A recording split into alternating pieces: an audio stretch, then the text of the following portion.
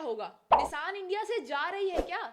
इस नई कंपनी का नाम क्या होगा और एग्जिस्टिंग कार्स की सर्विसेज का क्या होगा? यही सब जानेंगे इसी डिटेल पॉडकास्ट में। मैं हूं आपकी होस्ट पाखी और मैं आमिर। एंड आप देख रहे हैं आस्क कार गुरु। तो चलिए सबसे पहले गुरुजी डिस्क्लेमर दे दीजिए।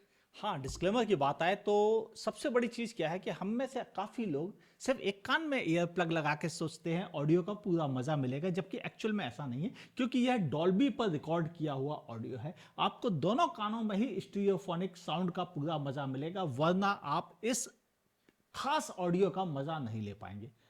तो या तो बड़े होम थिएटर पे आइए और हमारे डॉल्बी साउंड का मजा लीजिए, या फिर आप दोनों कान में कम से कम हेडफोन तो लगा ही सकते हैं, तभी आपको पूरा साउंड इफेक्ट का सही मजा मिलेगा। वरना या तो मेरी आवाज सुनाई देगी या पाखी की आवाज सुनाई देगी आपको। हाँ, एक महत्वपूर्ण सूचना, अगर आपके एक दोस्त यार होंडा या निसान की कोई कार खरीद चुके हैं, उनके साथ इस वीडियो को जरूर शेयर कर दीजिएगा, ताकि वो समझ सकें क्या हालात है इस समय होंडा और निसान की, और वो उसी हिसाब से अपना डिसीजन बना सके। या उन दोस्तों के साथ भी जो इन दोनों कंपनीज की कोई कार खरीदने का प्लान कर रहे हैं। होंडा और निसान बंद हो जाएगा क्या? डर जायज है, क्योंकि हम इंडियंस बड़ी मेहनत से पैसे कमाते हैं और कारें खरीदते हैं, और फिर अगर कोई ये कहे कि आपकी कार की सर्विस नहीं मिलेगी, पार्ट्स नहीं मिलेंगे, तो डर लगता है।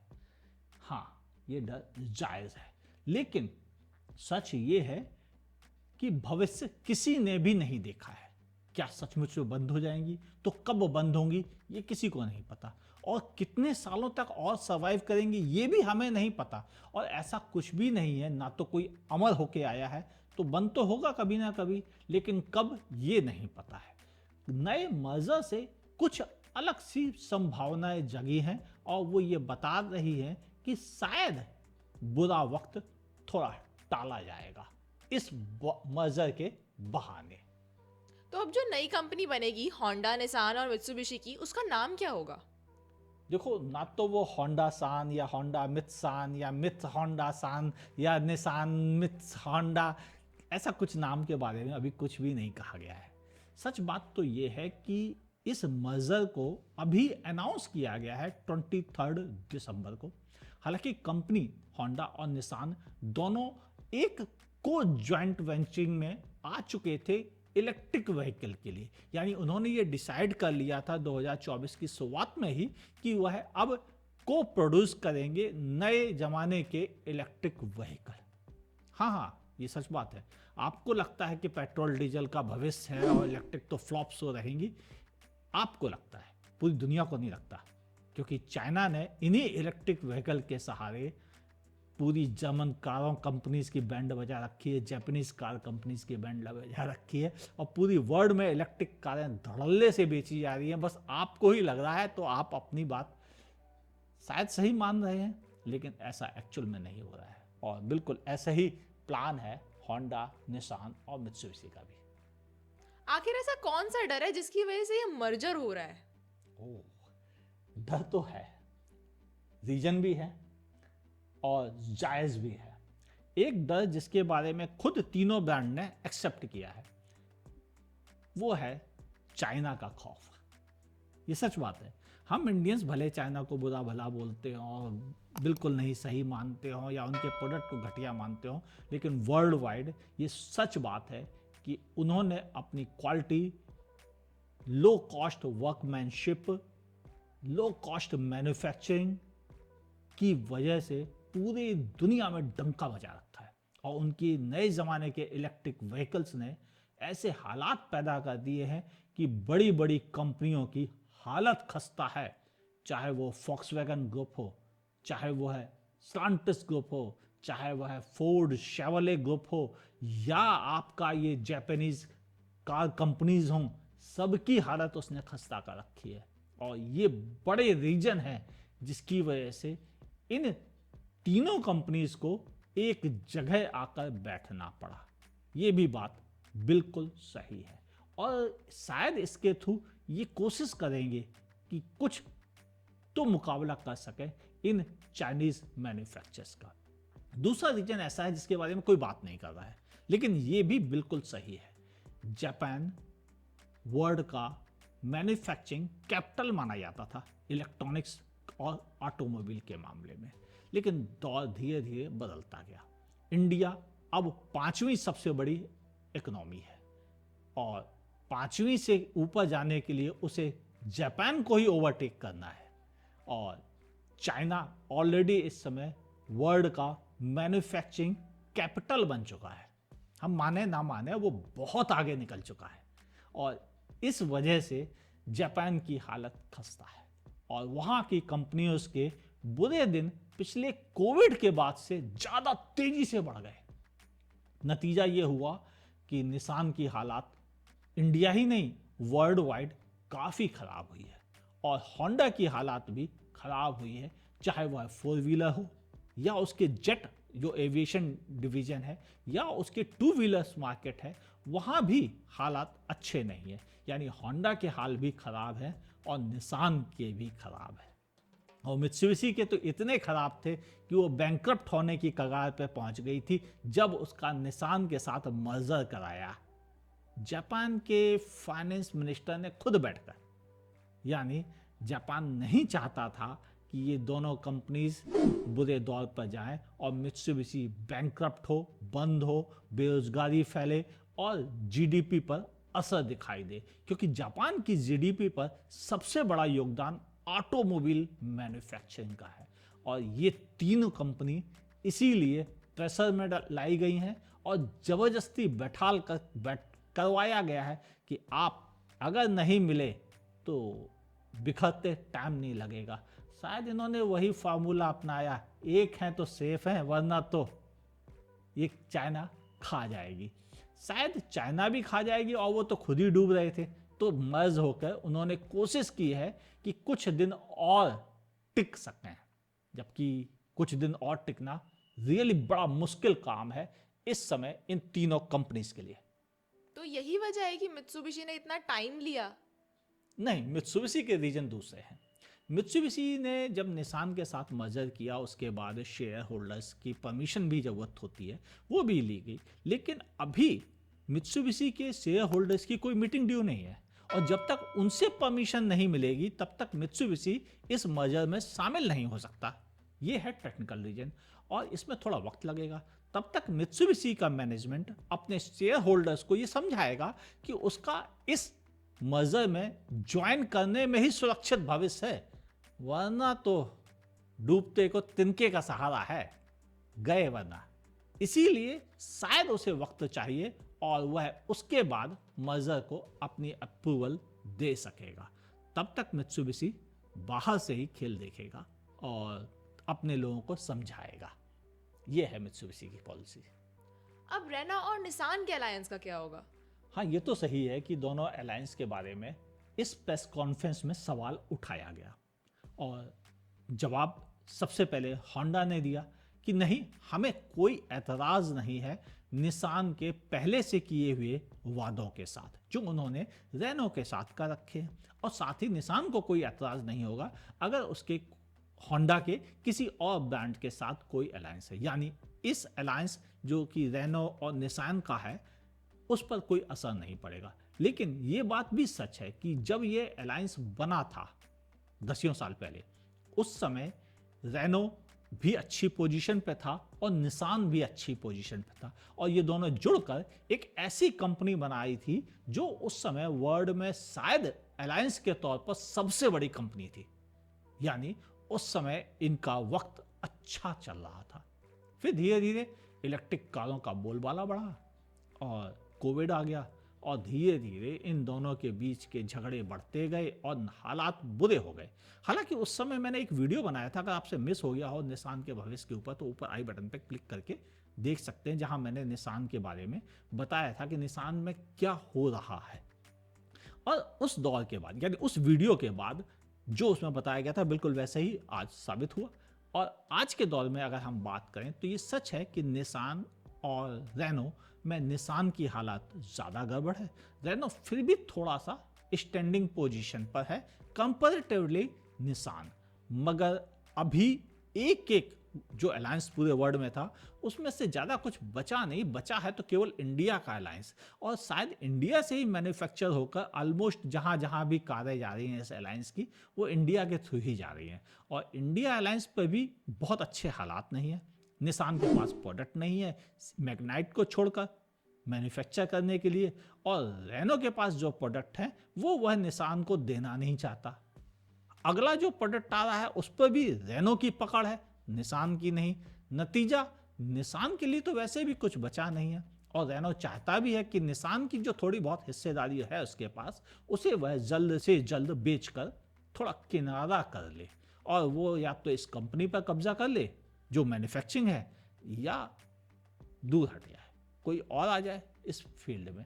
ऐसी तैयारियां चल रही, यानी ये अलायंस भी कोई बहुत अच्छे दौर से नहीं गुजरा।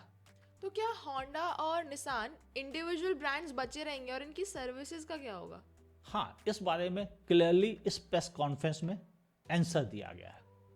साफ साफ कहा है कि होंडा ब्रांड अपना काम करता रहेगा, यानी वह अपनी कारें बनाता रहेगा, सर्विस देता रहेगा, बेचता रहेगा। निसान ब्रांड भी सिमिलरली अपनी कारें बनाता रहेगा, बेचता रहेगा और सर्विस देता रहेगा। यानी दोनों ब्रांड जो बड़ी मेहनत से बनाए गए थे वो बने रहेंगे इस मार्केट में, यानी इन ब्रांडों को खत्म नहीं किया जाएगा, जैसा कि निसान ने डेटसन को खत्म किया और टोयोटा ने शायद दाइहात्सु को। हाँ, ऐसा नहीं होगा, यानी ये दोनों ब्रांड आगे भी बने रहेंगे मर्जर होने के बाद भी। तो ये जो अलायंस है वो वर्ल्ड वाइड है, लेकिन स्पेसिफिकली इंडिया पे क्या इसका असर पड़ेगा? तो यहाँ पर असर ज़्यादा पड़ेगा, क्योंकि देखा जाए तो वर्ल्ड वाइड होंडा खराब दौर से गुजर रहा है, लेकिन इंडिया में और भी ज़्यादा खराब दौर से गुजर रहा है। वर्ल्ड वाइड निसान भी बुरे दौर से गुजर रहा है और इंडिया में और भी ज़्यादा बुरे दौर से गुजर रहा है, यानी दोनों की हालत इंडिया में बाकी दुनिया के मुकाबले ज़्यादा पतली है। वैसे तो इंडिया वर्ल्ड का तीसरा सबसे बड़ा ऑटोमोबाइल मार्केट है, लेकिन इस तीसरे मार्केट में भी इन दोनों की हिस्सेदारी 1% भी नहीं है। यानी ये मार्केट कुछ tried and tested reliable mindset के साथ आगे बढ़ रहा था, और इसीलिए यहां पर कई ब्रांड्स के लिए बड़ी जगह या बड़ी हिस्सेदारी मौजूद नहीं है। निसान ने भी लंबे समय से अपनी हिस्सेदारी इंडियन मार्केट में लूज की है, और होंडा ने भी लूज की है, जो कि कभी उसके पास 5 से 8% की हुआ करती थी और अब 1% के आसपास की ही बची रही है। तो ऐसे दौर में ये आसान नहीं रह गया है दोनों कंपनीज के लिए, मगर जब बुरे हालात चलते हैं तो वो हालात का असर दिखता है। इंडिया में इन दोनों के लिए ज़्यादा बुरा दौर है, और इंडिया में शायद इस ब्रांड के बारे में ज़्यादा डाउट्स भी हैं।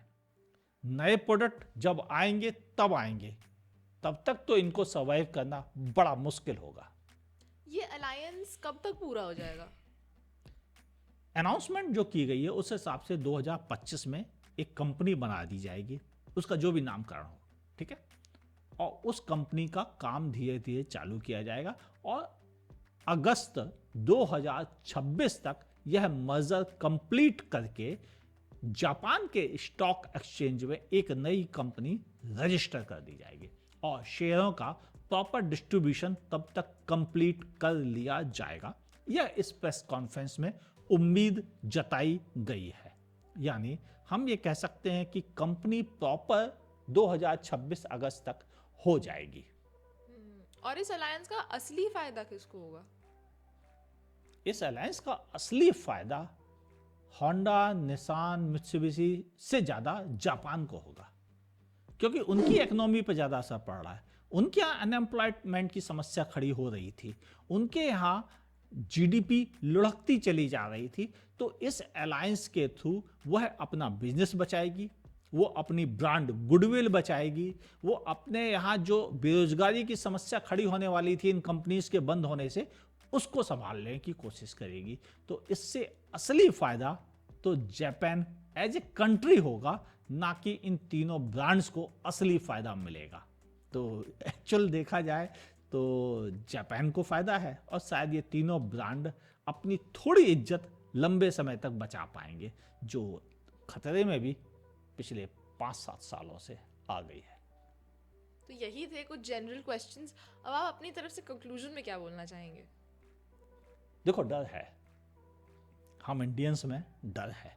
क्या होंडा बंद होगी, क्या निसान बंद होगी, ये कंप्लीट जवाब तो किसी के पास नहीं है, क्योंकि भविष्य किसी ने भी नहीं देखा है, कारगुर ने भी नहीं देखा, और भविष्यवाणी हमें करनी आती नहीं है, वो हमारा एरिया नहीं है। और रही बात इसकी, हालात बता रहे हैं कि बुरा वक्त दोनों कंपनीज का चलता चला आ रहा है पिछले 5-6 सालों से, और अब इन लोगों के लिए बड़ी समस्या खड़ी हो रही है। ऊपर से ऐसे हालात हैं दोनों ही कंपनीज के कि उन कंपनीज को चलाने की जिम्मेदारी एक्चुअल में उनकी पेरेंटिंग कंपनी उठा रही है। यानी इंडिया में होंडा को क्या प्रोडक्ट लॉन्च करने, क्या नहीं करने चाहिए, किस पर ध्यान देना चाहिए, ये तय जापान में बैठे लोग कर रहे हैं, ना कि इंडिया में बैठे। यानी इंडियन मैनेजमेंट के पास कोई पावर ऐसी है नहीं कि वह अपने मर्जी के प्रोडक्ट डेवलप कर सके और उन्हें इंडिया में बेच सके। नतीजा, इंडिया के पास कोई बड़ा प्रोडक्ट नहीं आ पा रहा है, और शायद यही रीजन है कि होंडा ने पिछले 6-7 सालों में अपने अधिकतर प्रोडक्ट तो बंद ही किए हैं। नया प्रोडक्ट तो केवल एक आया है, एलिवेट, और उसका भी हश्र उतना अच्छा नहीं रहा जितना होंडा को उम्मीद थी। वही निसान की बात करें तो उनका तो पूरा पोर्टफोलियो ही डूब गया। कहाँ निसान, डेटसन दोनों बगल बगल शोरूम बना के चलते थे, दोनों के धड़ल्ले से लोग आया करते थे उनके शोरूम्स पर, 1 कार 2 कार 4 कार होती थी उनके पास दिखाने को, और धीरे धीरे डेटसन ख़त्म, निसान की भी हालत खस्ता, और फिर ले दे के बचा एक प्रोडक्ट जिसका नाम था मैग्नाइट। वो जरूर थोड़ा बहुत इज्जत बचाने लायक गिनती में बिक गया तो निसान का बचा रहा, वरना अभी जो उन्होंने एक्सट्रेल लॉन्च किया उसका हश्र तो हम जानते ही हैं, बुरी तरह फ्लॉप शो रहा वो। तो ऐसे हालात में ये बात सही है कि दोनों की हालत खस्ता है और दोनों के कस्टमर्स, डीलर्स के लिए बहुत डर के हालात हैं। और शायद इस कॉन्फ्रेंस से सबसे ज़्यादा अगर किसी को सपोर्ट मिला है मॉरल, तो वह उन डीलर्स को है कि उनको लगता है शायद उनका इन्वेस्टमेंट जो डूबने वाला था वो बच जाए। बाकी और किसी को कोई नया भरोसा नहीं मिला है इस अलायंस से, और इसीलिए इंडियन मार्केट में इस अलायंस को लेकर बहुत ज़्यादा बातें भी नहीं हुई हैं। अगर आप देखो तो इंडिया के बड़े बड़े टीवी चैनलों पर भी कोई डिस्कशन नहीं हो रहा है, ना ही न्यूज़पेपर्स में कोई डिस्कशन है, और ना ही इवन हम जर्नलिस्ट एक्सपर्ट्स की बातें भी ज़्यादा हुई हैं इस बारे में। यानी हम सब लोग शायद ये मान ही चुके हैं कि आज डूबे या कल डूबे, डूबे तो है। यानी हालात अच्छे नहीं दिख रहे हैं दोनों के। ऊपर से निसान के चेयरपर्सन ने अभी कुछ समय पहले एक इंटरव्यू में भी कह दिया था कि हमारे पास 13-14 हफ्तों के लिए ही बहुत कुछ बचा है, बाकी ज़्यादा कुछ बचा नहीं है। 13-14 महीने, हाँ। तो हफ्ते और महीने में बड़ा फर्क नहीं है। 13-14 सालों के लिए अगर कुछ बचा होता तो बात बनती। यानी हालात उन्होंने भी एक्सेप्ट कर ही लिए थे कि खराब चल रहे हैं, और इस मर्जर से इन महीनों को सालों में बदलने की एक कोशिश कहूँगा मैं। लेकिन उन कस्टमर्स का क्या जिन्होंने अभी अभी होंडा या निसान की कारें खरीदी हैं? शायद लंबे समय तक सर्विस मिल जाएगी उनको, इतनी तकलीफ की बात ना रहे। लेकिन नए आने वाले कस्टमर्स के लिए भी यही सेम मैसेज है, सर्विस भले मिल जाए उनको, लेकिन उनकी ब्रांड गुडविल अब खतरे में रहेगी। यानी हो सकता है कि हमें कुछ और भी न्यूज़ मिले अगले आने वाले 3 सालों में। फिलहाल ये मुझे लगता है। आपको क्या लगता है बताइएगा नीचे कमेंट सेक्शन में। अगर आप हमें फेसबुक पे देख रहे हैं तो हमारे पेज को लाइक करें, फॉलो करना ना भूलें, और यूट्यूब पर देख रहे हैं तो लाइक, कमेंट, शेयर और सब्सक्राइब करने के साथ साथ बगल में दी हुई नोटिफिकेशन बेल भी जरूर से दबा दीजिएगा, और देखते रहें आस्क कार गुरु।